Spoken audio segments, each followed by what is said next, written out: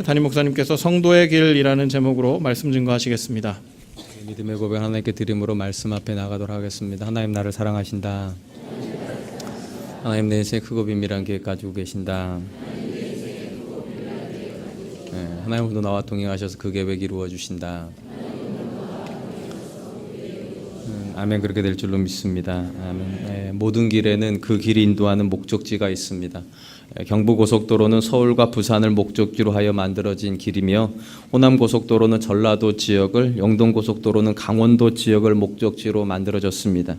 이 말은 내가 부산을 가려고 하면 반드시 경부고속도로에 올라와 있어야지 호남고속도로 올라타고는 절대로 부산을 갈 수 없다는 말입니다. 바로 이런 이유 때문에 길을 만드는 사람들은 반드시 그 길이 어디를 향하고 있는지를 가리키는 표지판을 만들어 놓습니다. 그렇다 한번 생각해 보시기 바랍니다. 난생 처음 가는 길인데 내비게이션도 없고 지도도 없습니다. 운전자의 육감으로는 오른쪽 길을 가야지 내가 원하는 목적지가 나올 것 같고, 그쪽을 보니까 유난히 많은 차들이 가고 있습니다. 그리고 내 육감과 그리고 모든 사람들의 선택을 따라서 나도 오른쪽으로 가려고 하는데, 표지판이 내가 가려고 하는 목적지는 오른쪽이 아니라 왼쪽이라고 가리키고 있다면 우리는 어느 쪽으로 가야 내 목적지에 도착하겠습니까?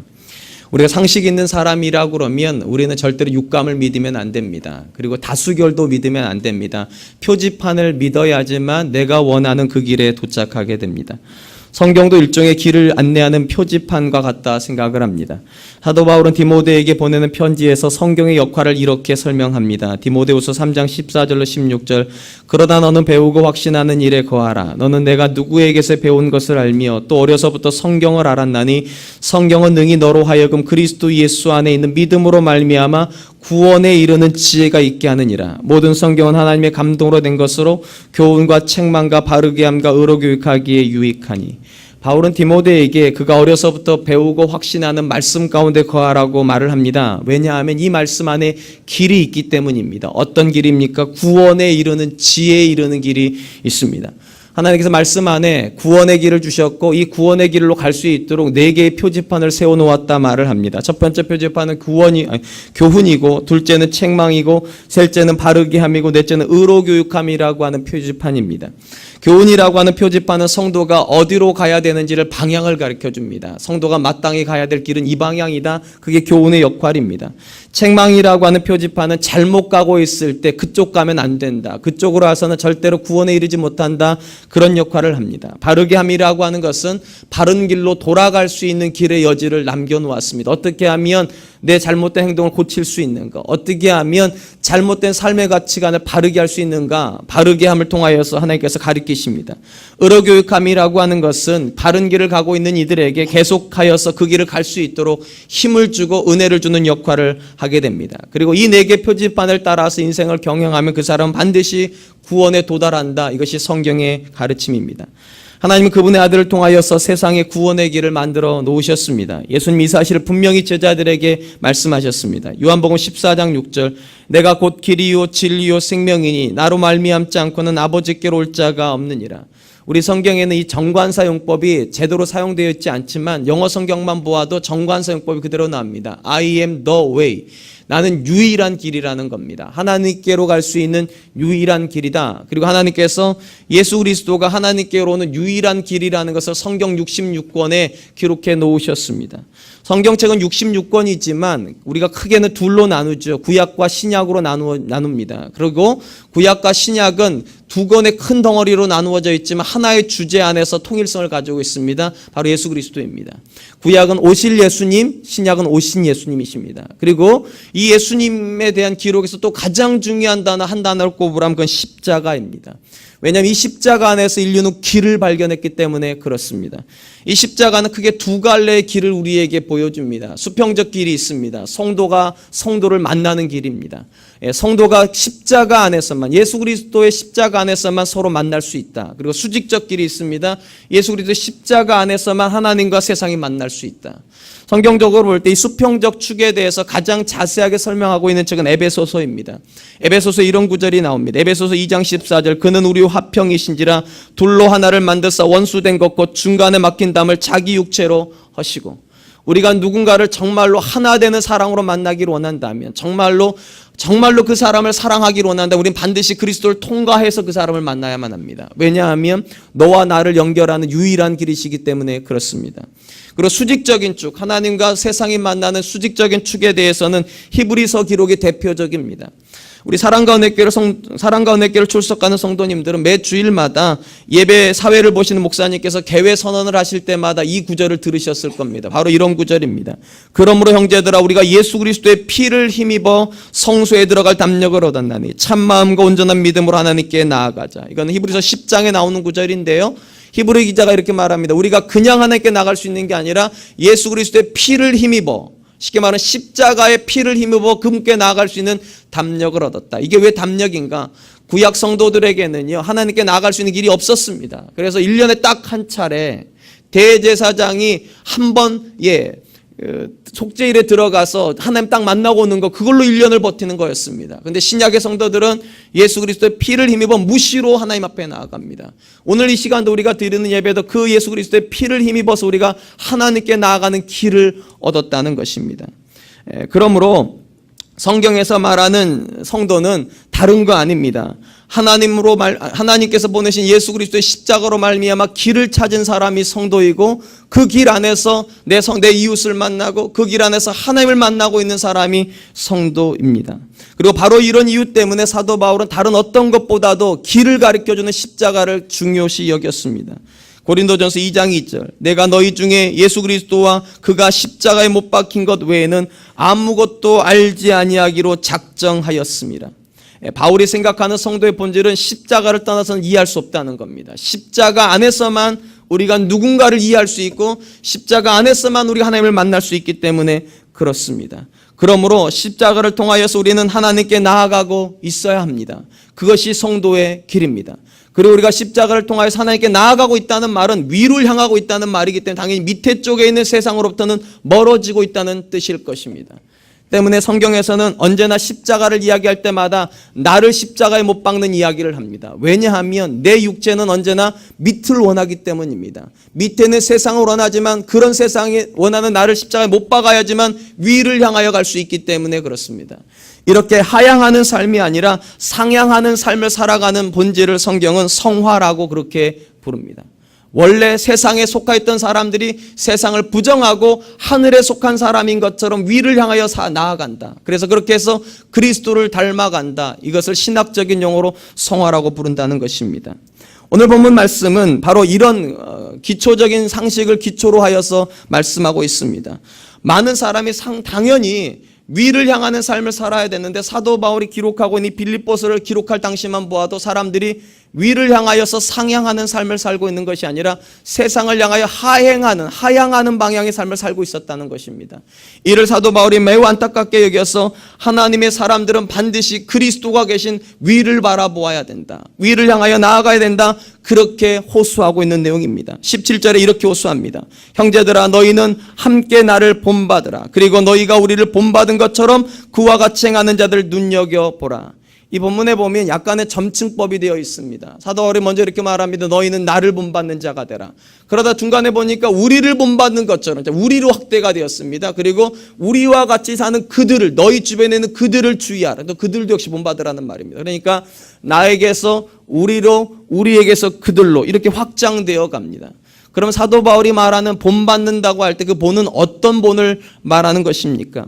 무엇을 본받아야 할까요? 이미 사도 바울은 이 부분에 대해서 두 가지를 가지고 이야기를 했었습니다. 2장에서는 예수님의 본을 가지고 얘기했습니다. 너희 안에 이 마음을 품으라. 곧 그리스도 예수의 마음이니 그는 근본 하나님의 본체시나, 이렇게 시작되는 말이에요.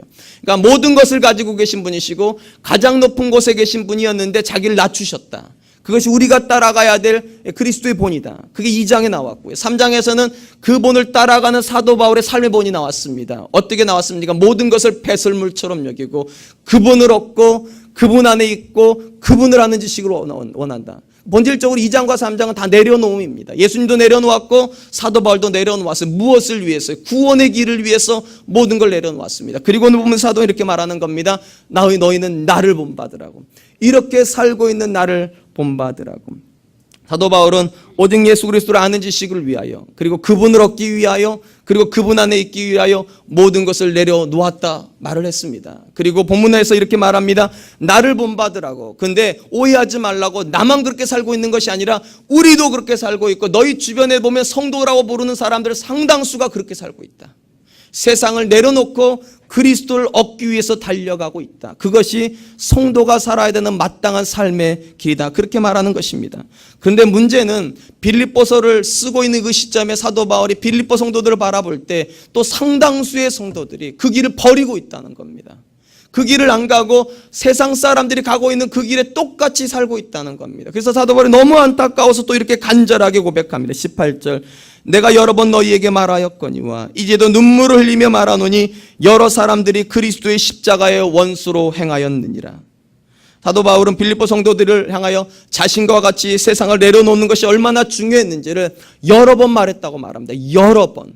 근데 지금 와서는 그들이 여전히 그 길을 안 버리고 있으니까 이번 어떻게 말합니까? 눈물로 간절히 호소한다. 간절히 호소한다. 여러분, 사랑하는 자녀에게 눈물로 호소해 본 적이 있습니까?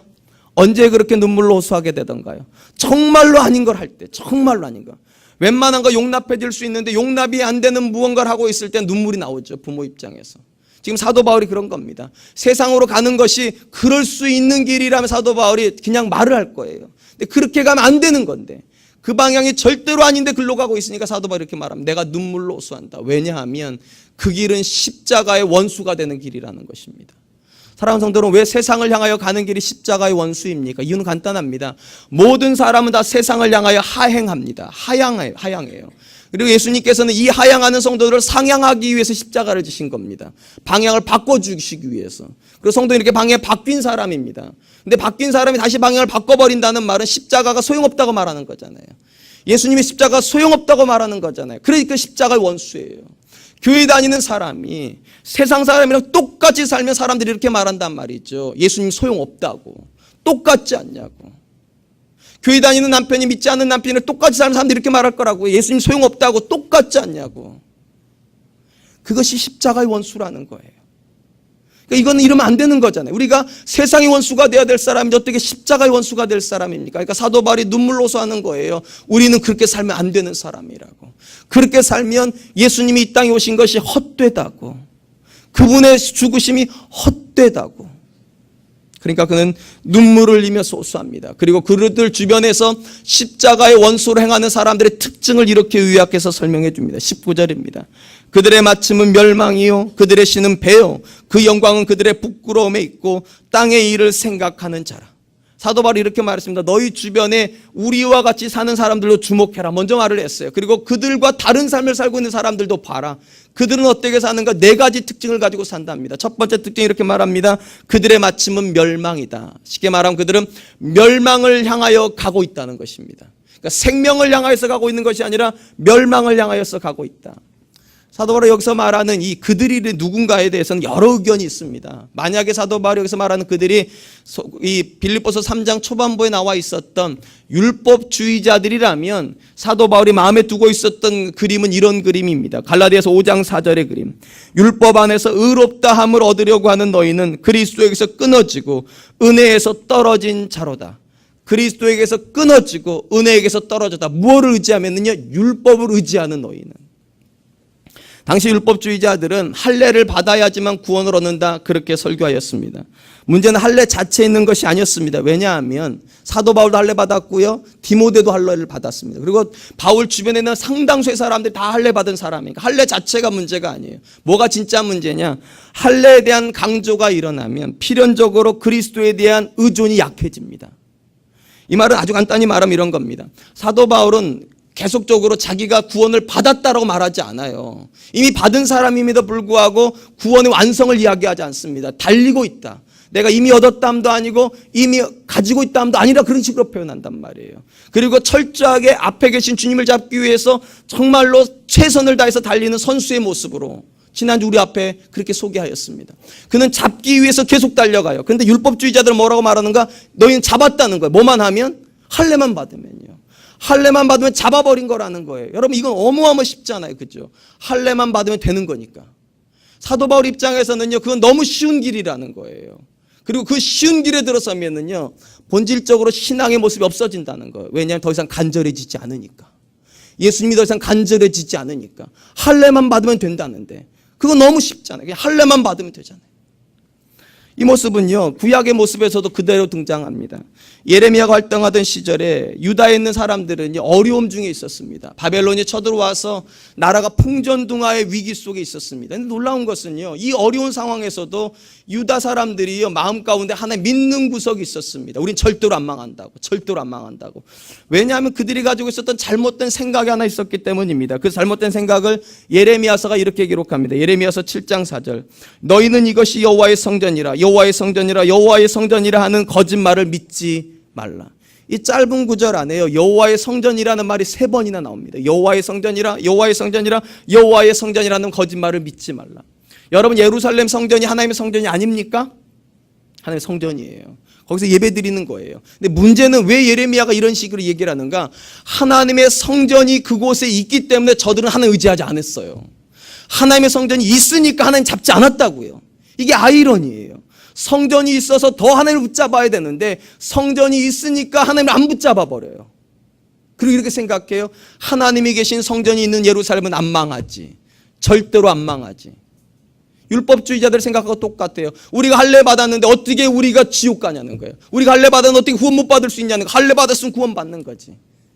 그리고 그 안정감이, 그 평안함의 마음에 들어오니까 더 이상 예수님에게 절대적이지 않아요. 의존적이지 않아요. 성전이 있으니까 하나님께 의존적이지 않았던 이스라엘하고 똑같아요. 그리고 그들의 마침은 멸망이다. 그렇게 말을 합니다. 사랑하는 성도 여러분, 우리가 매주일마다 이렇게 예배하러 나왔기 때문에 우리가 구원을 받습니까? 예, 맞아요. 구원받은 사람에게 매주일은 우리의 구원의 감격을 확인하는 시간이에요. 근데 여러분, 주일날 와가지고 예배드리고 있으니까 주님께 간절하지 않아도 됩니까? 그건 아니라는 거예요. 내가 예배드렸으니까 내 자녀는 무조건 잘 됩니까? 그건 아니라는 거예요, 여러분. 예배를 드리면 드릴수록 더 간절해져야 된다는 거예요. 주님을 향하여서. 어찌된 일인지 신약의 사람들은 율법을 행하면서, 할례를 행하면서 그 간절함을 잃어버리고요. 구약의 성도들은요, 예루살렘 성전 때문에 하나님에 대한 간절함을 잊어버렸다는 거예요. 그리고 마음 가운데 쓸데없는, 이유도 없는 평안을 가졌다는 거예요. 그리고 이렇게 말합니다. 그리스도에 대한 간절함이 없는 그들의 마침은 멸망이다. 사랑하는 성도 여러분, 얼마든지 우리에게도 적용이 됩니다. 간절함이 없이 예배드리는 것은요, 우리에게 영광되지 않습니다. 간절함이 없는 신앙은요, 본질적으로 신앙이 아닙니다. 주일날 이곳에 나왔기 때문에 마음이 평안을 얻으셨습니까? 아니요, 틀리셨어요. 이곳에 나오셨기 때문에 더 간절해야 돼요. 주님 없으면 살 수 없노라고. 주님의 십자가가 없으면 내가 견딜 수 없노라고. 그렇게 해야 그것이 사는 길이에요. 오늘 사도 바울이 그렇게 말합니다. 그들의 마침은 멸망이라고. 그리스도 없이도 얼마든지 세상을 향하여 내려갈 수 있는 저들은 멸망으로 가는 것이다. 두 번째로 사도 바울은 십자가의 원수들의 특징을 그들의 신은 배라고 이렇게 선언합니다. 여기서 말하는 배라고 하는 말은요, 위라는 뜻입니다. 쉽게 말하면 그들은 하나님을 위해서 하나님을 믿는 것이 아니라 자기 배를 늘리기 위해서, 더 많은 것을 내 위에다가 집어넣기 위해서, 더 좋은 것을 먹기 위해서 신앙생활을 하고 있는 것이지 하나님을 위해서 신앙생활을 하고 있지 않다는 것입니다. 그러니까 이 말은 절대적으로 교회 바깥에 있는 사람을 가리키는 말이 아니에요. 사실은 교회 안에 있는 사람들에게 하는 말입니다. 구약 성경 안에서 우리가 발견하는 신앙의 모습은 크게 두 가지입니다. 하나의 신앙은 창조주 하나님을 믿는 믿음입니다. 또 하나의 신앙은 하나님이라는 이름을 가지고 있는 우상을 믿는 신앙이었습니다. 창조주 하나님을 믿는 믿음은 하나님을 위해서 내가 존재한다고 믿는 믿음입니다. 그러니까 하나님을 위해서 내가 희생하는 것을 구약에 있는 정말 믿음 좋은 사람들은 당연시 여겼습니다. 예를 들면 아브라함은 하나님을 위해서 자기 아들을 드려야 될 때 그걸 당연시 여겼어요. 하나님을 위해서라면 내 아들도 드릴 수 있다. 한나도 역시 마찬가지였죠. 유일한 아들을 하나님께 드릴 때 전혀 두려워하지 않습니다. 전혀 머뭇거리지 않아요. 하나님을 위해서라면 내 아들 드릴 수 있지. 욥도 역시 마찬가지였습니다. 그의 전 재산을 하나님께서 앗아갈 때에도, 뺏어갈 때도 이렇게 말하죠. 주시는 분도 하나님이시요 취하시는 분도 하나님이시니. 주어가 하나님이 하나님이에요. 그의 인생에 하나님만 찬양받기를 원하였습니다. 이것이 바른 믿음이었습니다. 근데 이 믿음과 대조되는 절대적인 또 대부분의 시기에 가지고 있었던 잘못된 믿음도 있었습니다. 하나님이 우리를 위해서 존재한다는 믿음입니다. 하나님이 우리를 위해서 존재한다. 내가 좀 더 잘 살기 위해서, 내가 좀 더 행복하기 위해서, 내가 성공하기 위해서 하나님이 나를 위해서 존재하는 믿음. 그것이 구약 이스라엘 대부분의 시기에 가졌던 믿음입니다. 이 믿음에서 가장 두드러진 특징은요, 저들은 언제나 하나님을 성전에다만 모셔놓았습니다. 그리고 일주일에 한 번 가서 얼굴 보고 옵니다. 그리고 나머지 시간 동안 하나님이 내 삶을 찾아오면 안 돼요. 내 마음대로 살아야 돼요. 내 마음대로 살다가 내가 필요하면 오셔야 돼요. 내가 필요하면. 그리고 내가 필요하지 않다고 그러면 여전히 성전에만 있어야 돼요. 그분이 날 다스리면 안 돼요. 그분이 내 삶의 주인이 되면 안 돼요. 그래서 한 번도 저들은 하나님 때문에 변화된 삶을 경험해 본 적이 없어요. 때문에 하나님께서 뭐라고 말씀하셨으면 이렇게 말씀하셨죠. 가장 가슴 아픈 말이요. 너희가 내 땅만 밟고 갈 뿐이다. 성전의 땅만 밟고 갔지 언제 나 만나고 갔냐는 거예요. 언제 나한테 인격적으로 만나서 내가 네 인생을 변화시킨 적이 있냐는 거예요. 사랑하는 성도 여러분, 신앙이 하나님의 영광을 위해서 존재해야 그것이 생명의 길입니다. 그리고 그것이 상향하는 길이에요. 근데 사도 바울이 이렇게 말합니다. 많은 성도의 삶에서 신앙은 하나님이 나를 위해서 존재한다는 거예요. 내 위를 위해서 존재한다. 그리고 그거는 하향하는 거라는 거예요. 그리고 그거는 십자가의 원수가 되는 것이다. 사랑하는 성도 여러분, 한번 곰곰이 생각해 보십시오. 여러분은 누구를 위해서 존재합니까? 하나님은 또 누구를 위해서 존재합니까? 답은 하나여야 돼요. 내가 하나님을 위해서 존재해야 돼요. 우리 가정이 하나님을 위해서 존재해야 돼요. 이 교회가 하나님을 위해서 존재해야 돼요. 그것이 바른 거고 그래야지만 생명이 있습니다. 우리 사랑과 은혜교회 성도님들의 가정이 하나님을 위해서 존재하는 가정 되시길 축원드립니다. 이 교회가 하나님을 위해서 존재할 수 있기를 축원드립니다. 셋째로 십자가 원수로 행하는 이들의 특징을 이렇게 말합니다. 그들의 영광이 그들의 부끄러움에 있다. 이 말은 참 어려운 말입니다. 그들의 영광이 그들의 부끄러움이 있다. 이게 도대체 무슨 말인가? 찾아보니까 해석하는 사람들도 제대로 해석을 못합니다. 그런데 저는 이거 어려운 말이라고 생각하지 않습니다.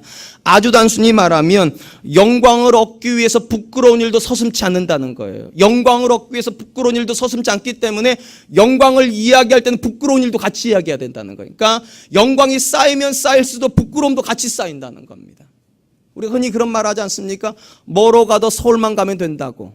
근데 여러분, 뭐로 가서 서울 가면 나중에 그 뭐로 간 것 때문에 서울을 못 갑니다, 결국은요. 우리 주변에 그런 거 참 많이 보지 않습니까? 뭐 인사청문회 가가지고 분명히 그 자리에 추천받아 갔는데 뭐로 간 것 때문에 낙마하잖아요. 영광을 얻을 순간에 부끄러움 때문에 영광을 못 얻잖아요. 지금 그 얘기예요. 이 얘기예요. 그들의 영광은 그들의 부끄러움에 있다. 이걸 아주 단순히 얘기를 하면 열왕기상에 보면 이 솔로몬에 대한 영광에 대한 이야기가 나옵니다. 뭐 뽕나무에 대한 이야기도 나오고 은금에 대한 이야기도 나오고 지혜에 대한 이야기도 나오고 넘치는 이야기가 나오다가 그중에 불쑥 하나의 얘기가 나옵니다. 그 얘기는 아내가 1000명이 있었다. 사랑하는 성도 여러분, 아내가 1000명이 있는 건 영광일까요? 부끄러움일까요? 한번 남자분들 한번 대답해 보세요. 여자분도 한번 대답해 보세요. 여러분, 사실적으로 놓고 보면 그 당시에 이방 왕들의 입장에서 보면은요, 그건 부러운 겁니다. 부러운 거예요. 왜냐하면 그건 권력을 상징하는 거잖아요. 아내가 많다는 것은 그만큼, 죄송해요, 이렇게 말해서 다른 나라에서 아내를 보냈다는 얘기 아닙니까? 좋은 관계 맺자고. 그래서 1000명의 아내를 얻었으니까 이 1000명의 숫자라는 것은요, 세상적인 관점에서 보면 영광이에요. 근데 하나님의 관점에서 보면 그건 부끄러움이라는 거예요. 왜냐하면 그 1000명의 여자가 왜 왔냐는 거예요. 솔로몬은 절대로 신앙으로 나라를 이끌었던 사람이 아닙니다. 그는 외교 정책으로 나라를 이끌었던 사람이에요. 저쪽에서 조금이랑 내게 힘을 얻어서 나를 힘들게 할 것 같으면 그쪽 자녀를 데려와 버려요. 결혼 정책. 이쪽도 마찬 이렇게 해서 1000명의 여자를 얻어가지고 국가의 평안을 유지했어요. 외형적으로 보면 영광이에요. 근데 본질적으로 들어가면 부끄러움이에요. 절대로 그렇게 해서 얻으면 안 되는 여자들이었어요. 성경 우리에게 이야기하는 그것입니다. 절대로 잘 되는 것이 우리의 인생의 목적이 되면 안 된다는 거예요. 잘 되더라도 바르게 잘 돼야 된다는 거예요. 서울을 가더라도 제대로 된 길로 가야지 나중에 서울로 간 거지. 잘못된 길을 가지고서 제대로 된 길이라고 속여가면서 그 길에 간들 영광이 얻더라도 그 영광은 끝내는 부끄러움으로 끝나게 된다. 사랑하는 성도 여러분, 하나님은 하나님께서 우리에게 영광 주기를 기뻐하십니다. 근데 하나님 주시는 영광은 본질적으로 순서가 정확해야 됩니다. 하나님께 영광이 돼야 됩니다. 먼저요. 하나님께 영광을 돌리고 하나님께서 그 영광을 받으시고 우리에게 영광을 주셔야지만 우리 영광을 받습니다. 이 순서로 가지 않으면 반드시 부끄러움이 개입됩니다. 내가 내 영광을 구하면 그건 하나님께 수치가 됩니다. 그리고 하나님께 수치가 되는 것은 반드시 내게도 수치가 됩니다. 그러니까 사도 바울이 이렇게 말합니다. 하나님께 영광이 되어야 된다고. 상향하여서 하나님께 영광이 돼야지 하향하여서 하나님께 수치를 끼치면 내 영광을 얻는 그 순간에도 반드시 부끄러움이 드러난다. 우리 사랑과 은혜 교회가 하나님이 주시는 영광을 누릴 수 있기를 축원드립니다. 마지막으로 십자가 연소를 행하는 사람들의 특징을 땅의 일을 생각하는 사람들이라 이렇게 말합니다. 사실 이것이 십자가 연소를 행하는 사람들의 가장 근본적인 특징입니다. 제가 앞에서 말씀드렸던 대로 인생에는 십자가를 통해서 두 갈래 길을 받습니다. 위로 갈 것이냐 아래로 갈 것이냐. 성경도 역시 위로 간 사람들에 대한 이야기와 아래로 간 사람들의 이야기입니다. 그리고 아래로 간 사람들의 가장 큰 특징은 그들은 땅을 자기의 존재 근거로 삼는다는 겁니다. 땅을요. 그리고 이 땅을 근거로 삼았던 사람의 가장 전형적인 예가 가룟 유다입니다. 이건 참 아이러니예요. 여러분, 가룟 유다가 예수님 곁에서 3년 있었습니다. 그리고 예수님께서 3년 동안 이 가룟 유다에게 보여주셨던 삶은요, 상향하는 삶이었습니다. 가난한 자는 복이 있나니. 여러분, 세상은 가난의 복이라고 말하지 않거든요. 근데 그리스도 안에서 가난은 복이 된다고 상향하는 삶을 그렇게 가르쳐 주었는데도 가룟 유다는 끊임없이 하향을 합니다. 어느 정도까지 하향합니까? 자기의 스승을 팔 정도로요. 은 30에 팔아서 자기 위를 채우기 위하여서 예수님을 팔아버리는 정도까지. 그러므로 사랑하는 성도 여러분, 중립은 없습니다. 중립에 멈춰서 가지고 위로 가지도 않고 아래로 가지도 않고 여기가 좋사오니는 없어요. 어딘가를 가고 있어요. 어딘가를요. 위로 가고 있느냐 아래로 가고 있냐는 거예요. 본질적으로 십자가의 원수가 되는 사람들은 아래로 가고 있다는 겁니다. 아래로. 바울은 이렇게 그리스도의 십자가 원수를 행하는 이들의 특징을 이야기한 이후에 왜 성도가 상향하는 위로 가는 삶을 살아야 되는가에 대해서 이렇게 결론 내려줍니다. 우리 한번 20절을 같이 한번 읽어보도록 하겠습니다. 읽습니다. 시작. 그러나 우리의 시민권은 하늘에 있는지라 거기로부터 구원하는 자 곧 주 예수 그리스도를 기다리노니. 사도 바울이 이렇게 말합니다. 시민권이 우리는 땅에 있지가 않다는 거예요. 시민권이 위에가 있답니다. 이 위에 있다는 말은요, 위를 지향해야 된다는 말이에요. 일반적으로 우리는 우리의 시민권이 있는 곳으로 가지 시민권이 없는 곳으로 가지 않아요. 방향이 그쪽 방향이에요. 제가 안식년으로 미국 1년 가 있을 때도요, 돌아올 지점은 한국이었어요.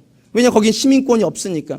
언제나 돌아오는 지점은 시민권이 있는 지점이에요. 사도 바울이 이렇게 말합니다. 우리의 시민권은 땅에서 출발하지 않는다는 거, 위에서 출발한다는 거. 그러니까 위를 지향해야 되고, 그리고 이 지향하는 삶의 가장 본질이 무엇인가? 거기로부터 그리스도가 오기를 기다린다. 기다린다. 이 말은 아주 단순히 말로 이런 겁니다. 성경은 우리가 마지막 때가 되면 주님 앞에 서서 우리가 살았던 삶에 대해서 말할 날이 올 거라 말합니다. 내가 했던 선택에 대해서 말할 날이 올 거랍니다. 내가 살았던 모든 선택적인 삶에 대해서 말할 날이 올 거라는 거예요.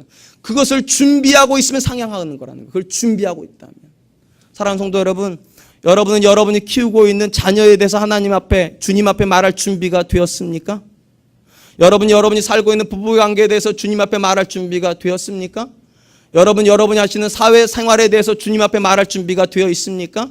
여러분이 하시는 신앙생활에 대해서 주님 앞에 말할 준비가 되어 있습니까? 그 준비를 하고 살고 있다면 틀림없이 여러분은 위를 향하고 있습니다. 근데 그런 걸 뒤로 밀어버리고, 그런 건 나중에 집 사고 나면 하지, 그런 건 나중에 성공하고 나면 하지, 그런 건 나중에 우리 아이가 좋은 대학 가고 나면 하지, 이렇게 하면 여러분 하향하고 있는 거라는 거예요. 왜냐하면 주님을 기다리고 있지 않으니까. 사랑하는 성도 여러분, 지금 우리는 어디를 바라보고 있습니까? 우리는 지금 어디로 가고 있습니까? 거기서 누구를 만나기를 원하십니까? 주님을 만나기를 기대하십니까? 아니면 세상의 영광을 만나기를 원하십니까? 지금 사도 바울이 이렇게 말을 합니다. 눈물로 웃으면서 이렇게 말합니다. 십자가의 원수로 행하면 안 된다고. 성도의 길은 그 길이 아니라고. 성도의 길은 위를 바라보는 길이라고. 하나님의 부르심 영광을 위해서 나가야 되고, 주님 만날 때 부끄럽지 않은 모습으로 나아가는 것이 성도의 길이라고. 저는 저와 여러분들의 선택이 언제나 상향이었으면 좋겠습니다. 주님 기쁘시게 하는 모습이었으면 좋겠습니다. 이제 말씀을 맺겠습니다. 바울은 성도의 길을 하나님이 계신 하늘을 향하여 나아가는 것이라 그렇게 말을 하였습니다. 이 길을 간다는 것은 당연히 세상으로부터 멀어지는 것을 뜻합니다. 그리고 세상으로부터 멀어진다는 뜻은 세상의 욕심을 십자가에 못 박는다는 뜻이라 사도가 그렇게 말을 합니다. 정말로 나도 그러기를 원하는데, 정말로 나도 밑으로 내려가고 싶은데 그럴 수 없어서 십자가에 못을 박아버리는, 그것을 성도의 삶이라 그렇게 말을 합니다. 과연 저와 여러분들은 상향하는 삶을 선택하였기 때문에 포기하고 있는 것이 무엇입니까? 우리가 손해보고 있는 것은 도대체 무엇입니까? 사도 바울은 모든 것을 버렸고 예수님 하늘의 보좌를 버리셨다고 말을 합니다. 상향하는 삶을 위해서요. 그렇다면 우리도 무언가를 내려놓고 있어야 상향할 것입니다. 무거운 건 절대로 위로 못 올라갑니다. 가벼운 것만 올라가는 것입니다. 과연 저와 여러분의 삶은 가볍습니까? 얼마든지 오늘이라도 주님이 부르시면 그 문 앞에 설 수 있겠습니까? 얼마든지 주님 앞에 서서 내가 살았던 삶에 대해서 말할 수 있겠습니까? 그럴 수 없다면 오늘 이 시간부터 다시 한번 생각해 봐야 될 것입니다. 내 삶은 어디로 가고 있는가? 나는 과연 주님 앞에 내 삶에 대해서 말할 자격이 있는가? 한번 생각해 보시고 이번 한 주간 성도의 길을 갈 수 있기를 주님의 이름으로 축원드리겠습니다. 아멘.